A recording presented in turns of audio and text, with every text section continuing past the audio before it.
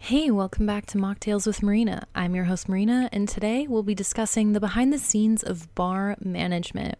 Now, this topic can be an entire 200 episode podcast in and of itself, so our goal for today is to just give you an overview into the industry, and there will be so many opinions because business is not a science. Now, that being said, many of my opinions have been formed over the last 12 years of working in both the service industry and the nightlife entertainment industry, so I'm hoping that today I can provide you with some insights into the industry that you just can't go find or ask AI.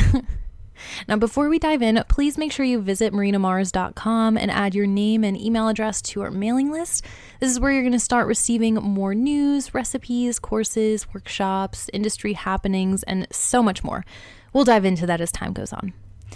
So let's talk the fundamentals of bar management.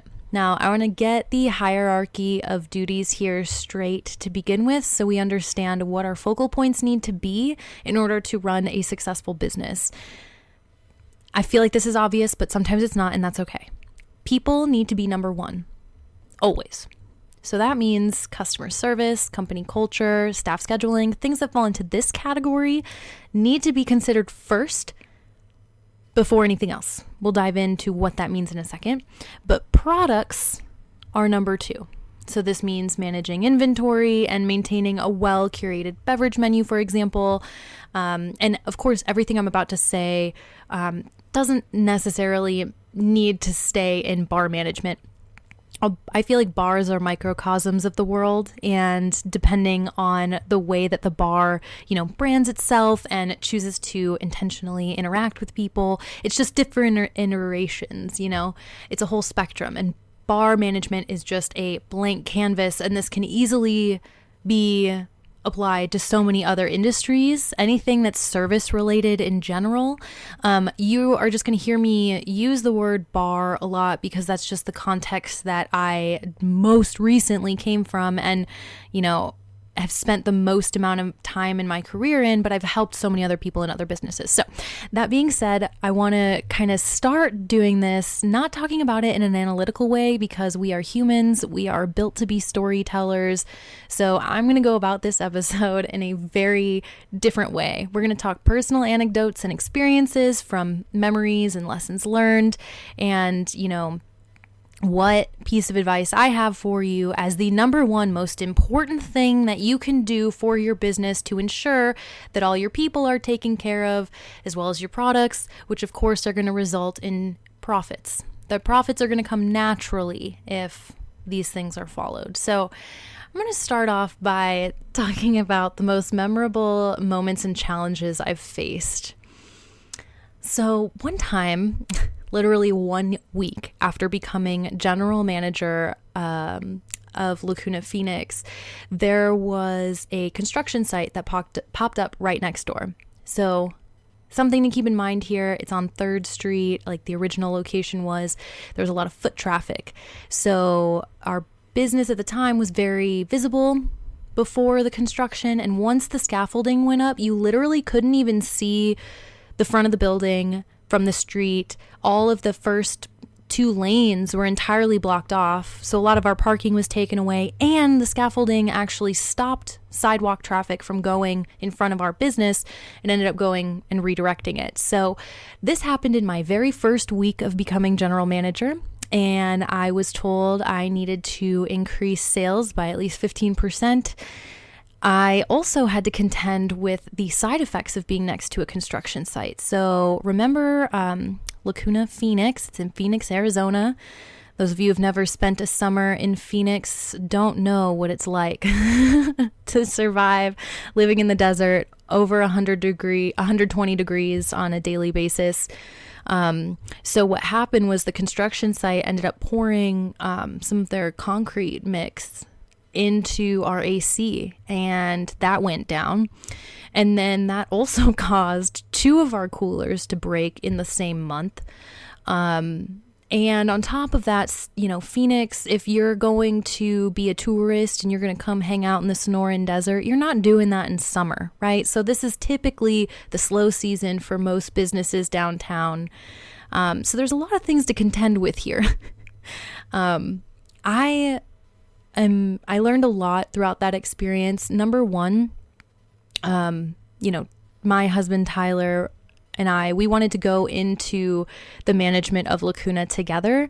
At the time we were not married, but we thought, you know what, there's a lot going on in this place even before the construction happened. So we knew as a team, kind of going into that experience, we knew, okay, well, this is my strength, this is his, so we're going to make sure we attack any management problem with that full holistic perspective. So, note number one here, make sure that you have the dream team. Don't pretend like you can do everything all by yourself. It will just drive you crazy. Because can you imagine dealing with all of that all in the same, like, it's your first couple months of managing this place and this is happening, and literally it's a matter of life or death in Phoenix when it comes to this heat. Like, it's no joke, because even if the weather person says, oh, it's going to be about 116 today, no, they always under exaggerate it on the weather reports, because once you take into account the concrete and the fact that you're downtown, so you have all the buildings mirror reflecting light, I mean,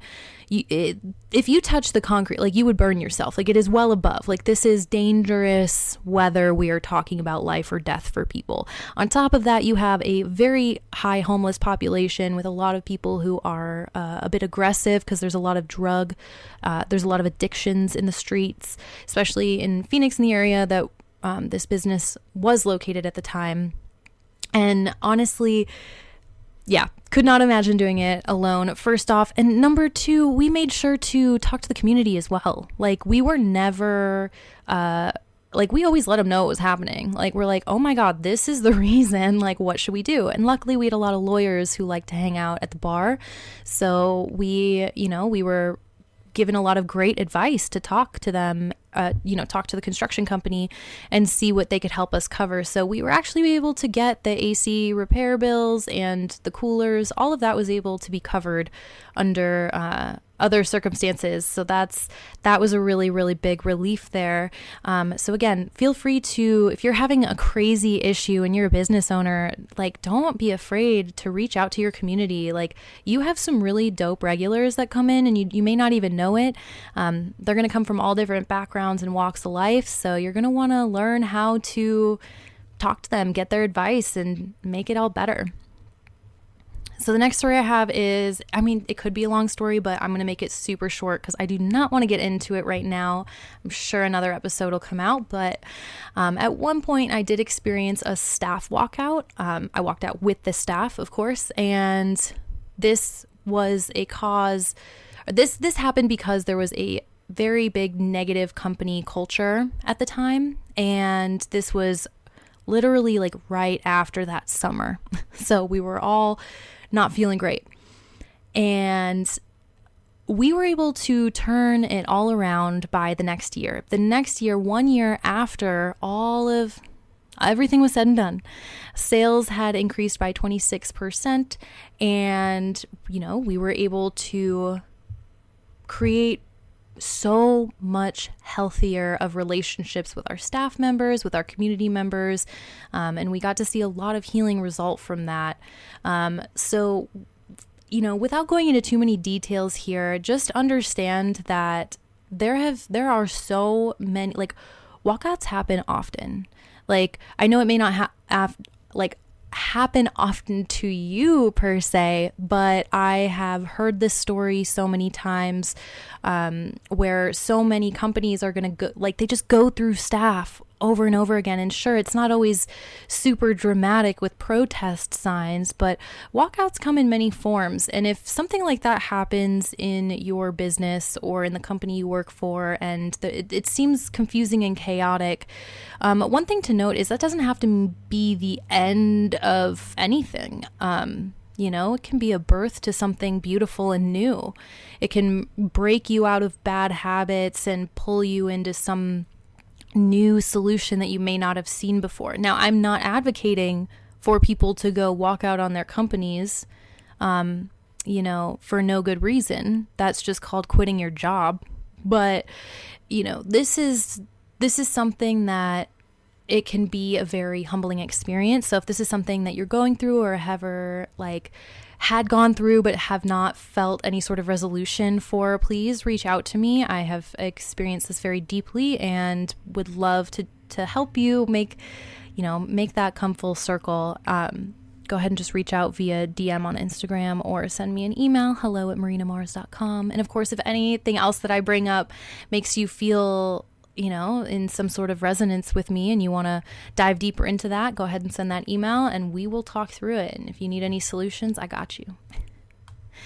One time, I literally dealt with a staff member sending me a photo of a dumpster fire. And that was from another group of homeless people on drugs. I feel like that's just one of those moments where you're like, well, it happened and no one's hurt and we're all okay. The police were called. This is why. I would say the number one lesson here is if you don't have an SOP for a literal dumpster fire, you're almost inviting one in. Now, I'm not saying you have to make an SOP for every possible thing and become a paranoid, schizophrenic person about how this is all gonna come out. But what I am saying is having just a general procedure for, hey, shit hit the fan. Random things occurred. If you know there's a population around you that, may result in some more aggressive behavior, make sure that you're having those conversations with your staff and you're preparing them so they're not going into that blind. Another example, we've had people in general, like in places I've worked, inappropriately bringing knives or firearms into a bar. Now, side note is I am pro 2A here and I do carry, so there is a time and place for that. What I'm saying here is, when you have people who are literally out of their minds, they're threatening people, they're waving things, they're showing signs of aggression, or they're even hinting towards it, making people uncomfortable in a way that is absolutely inappropriate. There needs to be procedures for these kinds of things because things can escalate pretty quickly if you don't have a plan in place. And to be honest with you, not every police department is going to be there in 3 seconds.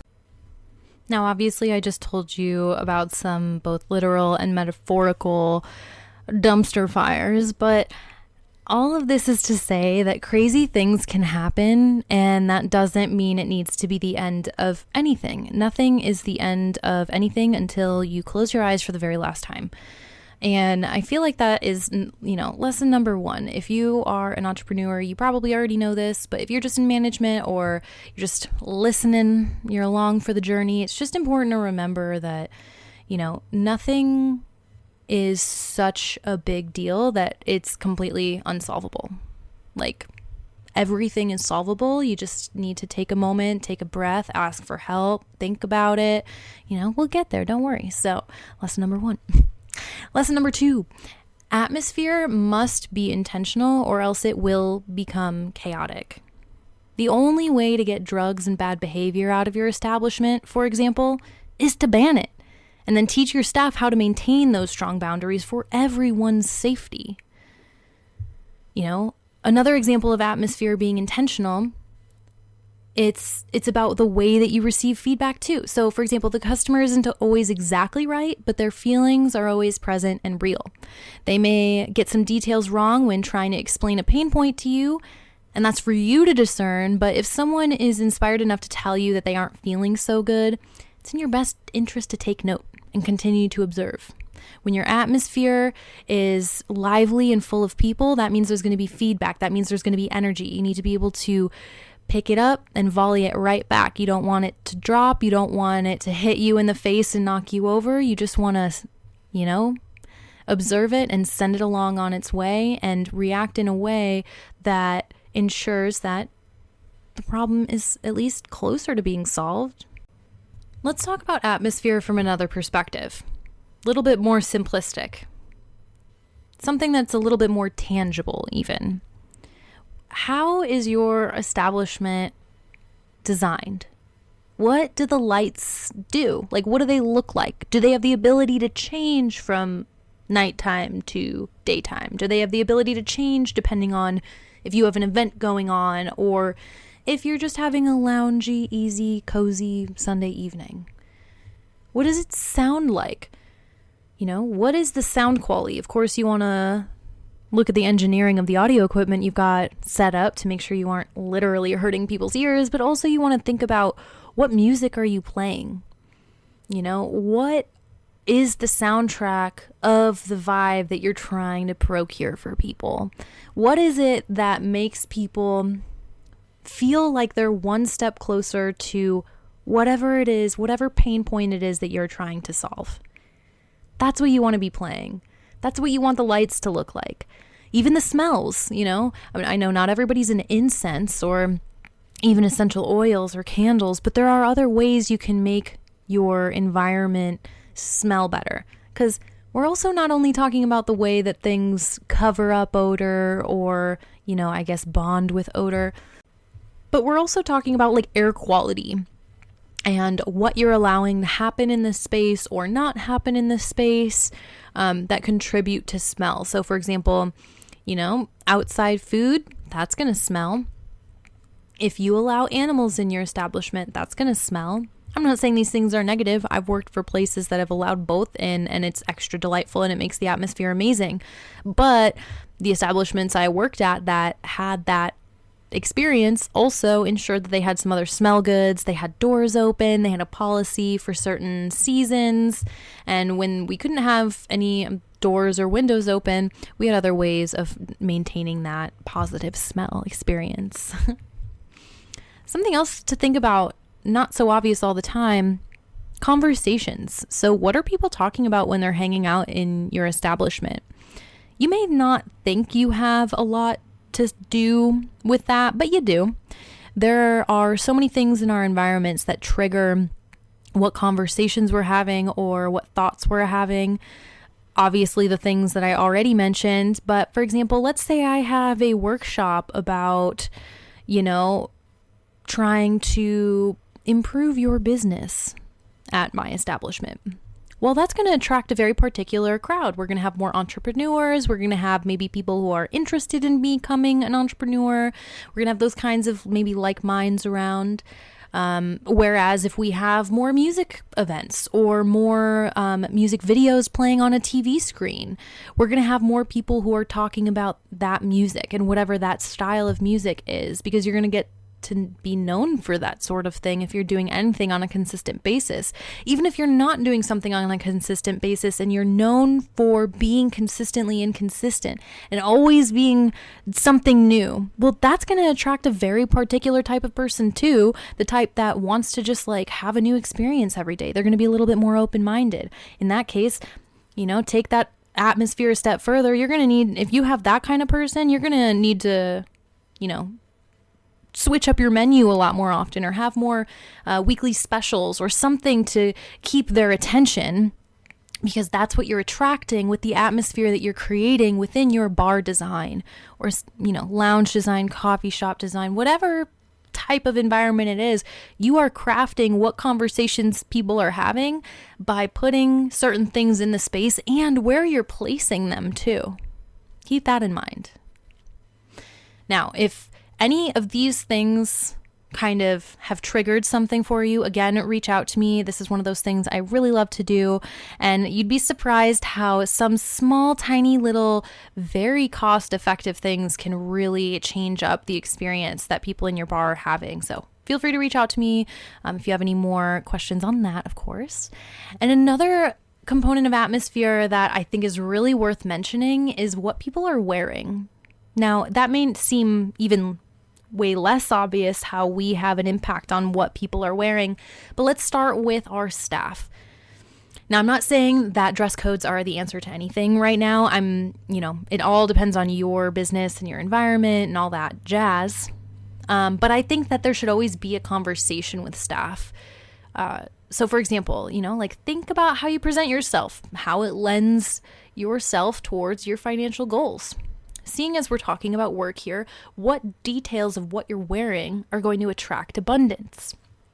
Now, depending on how you have your dress codes, of course, or the, freedom for your staff to choose, I think it's really important to note that there's plenty of ways that they can impact customer experience by choosing to wear something more intentional. Now, oftentimes, obviously, when we think of bars, we think of ladies wearing little bits of clothes, which, that works if that's your model. But there are other ways to do it too. So, for example, I remember back in my cava tending and barista days, but especially my cava tending days when I had a lot more control over the environment I was working in. Like, I got to choose the lights, sounds, smells, conversations, like everything. I had a lot of freedom behind that bar. And I, sometimes what I would do, so I really liked flowers, and I remember one time I had this flower skirt, and I put a little flower in my hair, and I just wanted to feel really feminine that day. And I just wanted to feel like a flower, like a pretty little delicate thing that, is just here to help everyone and just add a little beautiful touch to their day. So I got dressed up like that. I put some lipstick on. I chose some YouTube videos on the TV screens to have like unfolding flowers, like time lapses or flower fields. I chose for the smells, I chose a very particular incense that day. I think it was rose. It was either rose or rose something. I don't know. Very floral. And then I made sure as well that the lights matched and like complemented the colors of the flowers that I was wearing so that it all kind of came together. And I also made sure to always have like a question of the day when I was behind the bar in order to like pull the community together. So, for example, I always use this example because it's my favorite one, because it's, how I started falling in love with my husband. But I remember one day I was behind the bar before we were even dating, and I was just asking but everybody, that day I was wearing all the flowers. I'm like, how do you know when you're in love? Like, how do you know you've fallen in love? And at the time, all the regulars that were coming in were all kind of blue collar guys that were, just coming through on their breaks.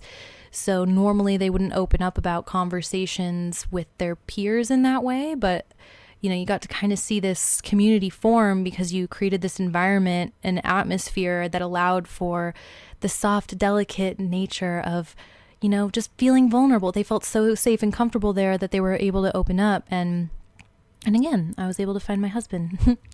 And that wouldn't have happened as, I feel seamlessly, not that me finding my husband, we already found each other. We were just hanging out. But when it comes to building that atmosphere, it doesn't have to be this big, like, planned out thing. All you have to do is start the conversation with your staff. Because especially if you work in the bar industry or barista service industry, whatever, a lot of these people are moonlighting. They're artists. They work in this industry because it's very flexible. You get cash day of, there's so much to it that I could go on about forever about how helpful it is for artists. But point of the story is you have creative people working for you, and the more opportunities you give them to appropriately and respectfully express themselves, through your business, there can be so much to gain here. And again, it's not just about wearing flimsy little nothings. Let me tell you, like, I made a lot of money as a dancer, but I made so much money behind the bar. Like, one time I literally got tipped a couch. It's wild. And I was wearing more clothes then than when I was dancing. So point of the story is it's not about, I'm not saying it's about what you're wearing, but I'm saying it's about what you're vibing. And that makes a big difference on your atmosphere. So that is a huge, huge lesson here is, vibe really matters. And if you can't just buy a vibe, I can't just give you an Amazon list of things to purchase to put in your place. I could even come into your bar and make it beautiful and tell you what wallpaper to put up or where to put your furniture to increase sales. I can do all of that. But what also needs to be done is a staff meeting to talk about how you operate in that space, how you help people flow through it. If it's not clear, if there are pain points, if there are clog points where people just always seem to have an issue in that area of the, like, address it. Like, don't, it can't be something that just looks pretty. It has to be functional. There has to be functional flow there. Another really important lesson that, this is a lesson that is specifically addressed to owners, and might just be cathartic for managers, I guess. At the end of the day, your business is your business. But if you don't know how to open up as the owner, and you don't know how to share the workload, you don't know how to share the rewards with the team that helped you get there, you will never be an unstressed CEO/owner, ever. Delegation will literally save your life and your business. The fact of the matter is, you need to free up your most valuable resource, which is your time. And another advantage of this is you're going to give space to allow someone else to grow into their career, into their life's purpose. It's a no-brainer win-win situation, but yet more often than not, I've seen CEOs absolutely just not value their incredible teams because they didn't know how to stop micromanaging. I get it. Like I said, at the end of the day, your business is your business. But if you don't know how to do this, you are not going to be free. Your business, you may just remember the reason that you started your business and why you're not an employee somewhere. This should help. And if it doesn't, and you're still having a hard time, again, this is something I love helping people with so much, so please reach out to me. One final note on this kind of topic: if you are an owner, you never want to build your staff up and say that they're family and that you love them just to turn around and abuse them in any way, shape, or form. So it's very normal for a lot of, especially mom and pop shops or even, franchise chains that only have like 2 to 5 stores where you all still kind of know each other and stuff and everything's still close enough. Like, you got to act on your very best behavior. If that's your family, I know not everybody comes from a great family, but when you're going to talk about family in this context, it's kind of like a chosen family, which means, I would assume, would want to have more respect for each other and care for each other. And so if you're saying things that aren't backed up by any action and you're making your staff feel in any other way, like you're not listening to their feedback, you're not doing the things that, I'm saying about delegation and freeing up your time in order to invest in someone else's growth. Oh man, this is one of those things where I'm not saying anyone starts out in their business to use and abuse people. I think that's like a very, very, very, very small percentage of people. Most people start out pretty decent and then things happen, and they find a way to justify in their heads that what they're doing, their stress that they're taking out on people, it's justified because business conditions aren't exactly the way they wanted it to be. This is a trap. When you don't remain humble, even though you are the owner, it's true, not all your staff may own your business if that's not the type of, company structure that you support. You just want to make sure that at the end of the day, if you aren't the type of person who can keep up with your staff on that family level, don't be using those kinds of words on them, because it is considered abuse and it will be something that people will hold on to that for a long time and feel very negative feelings. And that can really affect your business and your bottom line. And also, obviously, it's just not a nice thing to do. Be a nice person. Again, no one starts out feeling that way. Everybody always has a justification as to why they need to be uptight, or someone screwed them over at some point, so now they have to have this idiosyncratic habit. But the truth of the matter is, if you're an entrepreneur, very likely you are a growth mindset person, so therefore that means excuses they're not helpful. They don't do anything to solve problems. Solving problems solves problems. Just keep that in mind. Have some boundaries with your staff, and be careful about the words you use. And if you're going to try to be the head of the family, live up to that. Above all, my number one most important lesson of all for today, and this will be me wrapping up a little bit here, you need functional operations and communication systems, or everything will come crashing down. That's not a threat, that's a promise.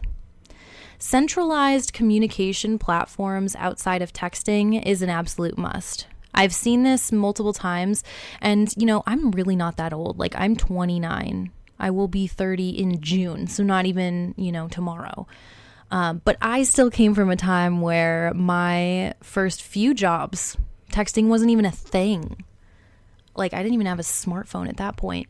But even then, like, it was so inappropriate. No one was texting in any professional capacity. Text messages weren't even coming through as ads yet. Like, you were only getting texts as, like friends and family. So, moving into this new world where people text for business has been really difficult for me personally. I'm going to be frank with you. If you do business with me, like, I don't prefer texting. I'll do it because I care. I know this is the times, it's 2024.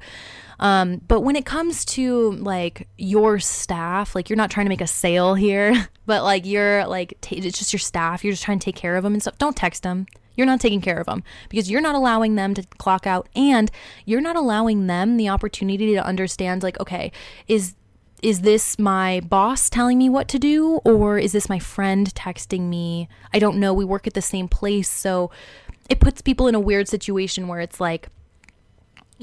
if it's their personal device, you want to make sure that company data stays on a company platform so that if anything happens with their employment anyway, you have all that data. So there's so many positive reasons to not text your internal staff professionally. I can't stress this enough. I could do a whole episode on this. Maybe I will. So don't communicate that way. Find a communication platform. 2, centralized information system. You need one of those. It needs to be accessible by everyone, and it needs to have a dashboard of the metrics that describe where the company is at. Now, if you get the right centralized information system, it can include a communication platform. So it's all just one big happy system. And I actually have that system for you. Stay tuned. I'll keep talking about it. But the reason why we need this centralized information system, obviously it sounds pretty, but why? Let's put it this way. If you are a business owner or a manager or just a member of a company that is trying to make your job better, bring up profits, make people happy, all the positive metrics, right? But you feel like you're in muddy water and you can't quite see okay, I know I've been assigned to solve this problem, but I can't really see the data points in the problem, so I don't know how to get to the solution because it's all mucky. If you're trying to clear it out so it's the clearest stream possible and you can just reach down and grab the solution, that is what a centralized information system does. So this keeps everyone on the heartbeat of the business, which means they'll be able to make more focused and accurate decisions. This allows for celebration when the staff deserve it, when we have positive metrics. It also allows for opportunities for growth when there are legitimate negative metrics. This allows for ease of execution, which means you're going to see the start and the finish of so many more of your ideas and the ideas of staff, instead of just having all of these cool pipe dreams and then feeling like you're surviving every day.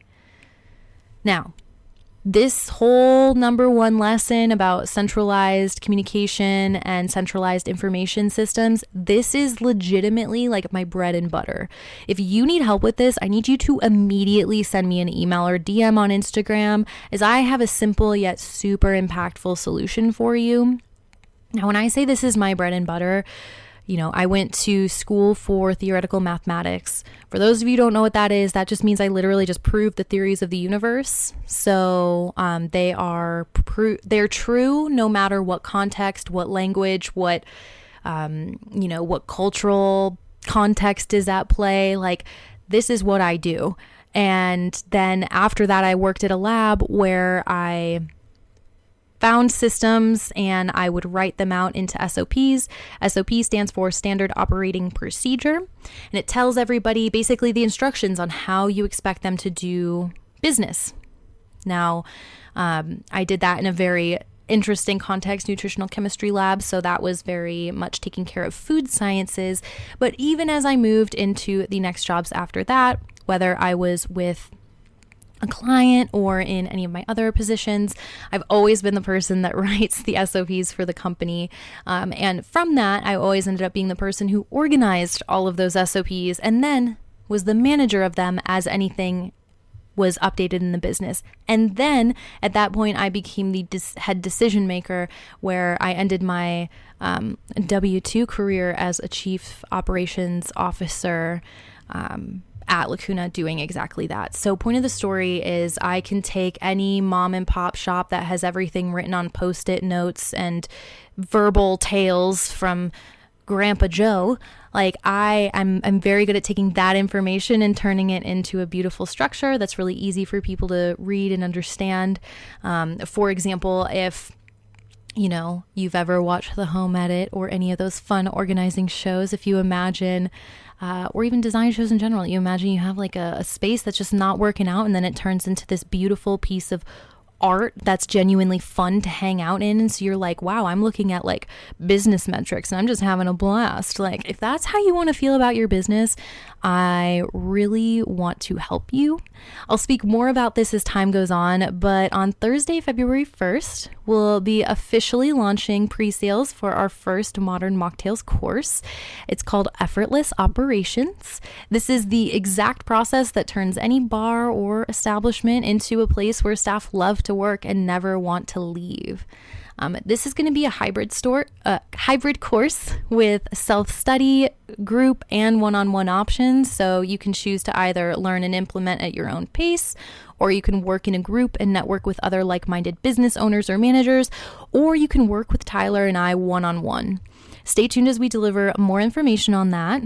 And as I mentioned at the top of this episode, please make sure you visit marinamars.com and add your name and email address to our mailing list. This is where you'll start to receive more news about the recipes, courses, workshops, industry happenings, all of it, you name it.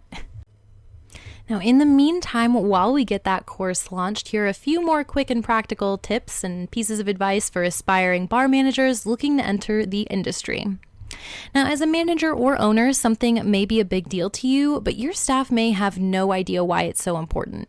Instead of defaulting to frustration or do as I say without asking questions, take the time to educate your staff as to why that thing is so important to you and the way that the business runs.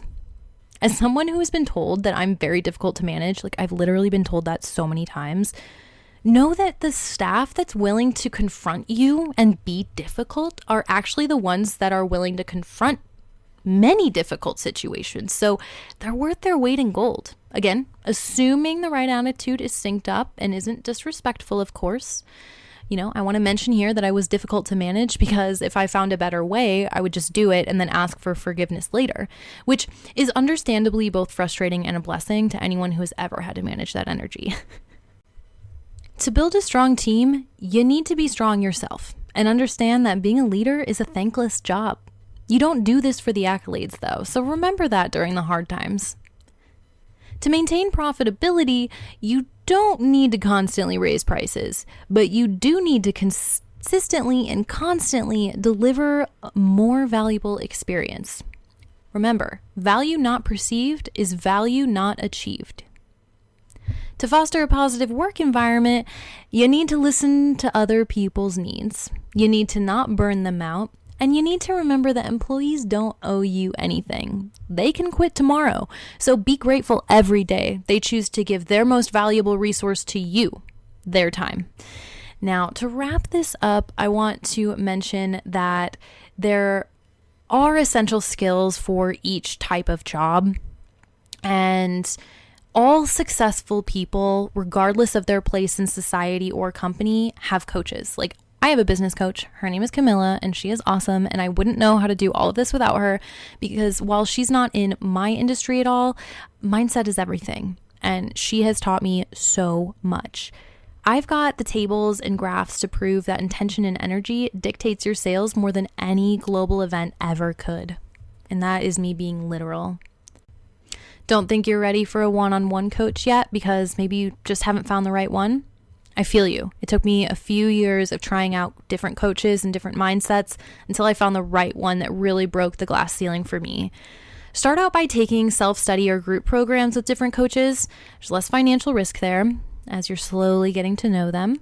And once you've found someone that you love, like they definitely light your passion and help you in a positive way get towards your goals, be sure to understand that the best coaches will cost a little bit more than you're comfortable with, because you have to get outside your comfort zone in order to really grow. Like literally signing up for their coaching program is already step one of becoming that growth mindset person.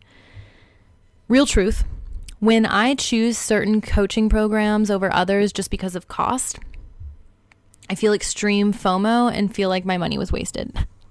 But the first time I gave my coach over $5,000 for 6 months of guidance, I literally made it back tenfold. Literally. So something to keep in mind there. Now, I know that this entire episode probably was laid out in a completely different way than you may have anticipated, or maybe you're like, oh my God, there really is 200 episodes worth of stuff. And I have so many questions. I have so many things. Or maybe you're like, whoa, that made me think of a crazy story I just really want to share. Please share your stories, comments, and questions with me and with everyone else on Instagram. Head over to Mocktails with Marina. Find the post for this podcast episode number 4, and leave a comment. If you want to keep it between us, again, send me an email at hello@marinamars.com. In the next episode, we will be talking about kava bar culture and experiences very particularly. This one's going to be a fun episode. There's going to be some stories, and I'm so excited for this episode. Finally, now that I'm like getting all the foundations laid out for what I'm going to be talking about on this podcast, I finally get to start announcing who these guest speakers are going to be coming up, what we're going to talk about. And I also want to give you an opportunity to, of course, let me know if there's anything you want to hear me talk about, if there's anyone you want me to interview, or if you want me to interview you, if there's just something you're like, I need to get up on a microphone and talk about this with you right now. Like, I want to hear it. Please send me an email. I got you. Thank you so much for listening. And as always, please let me know if you need anything.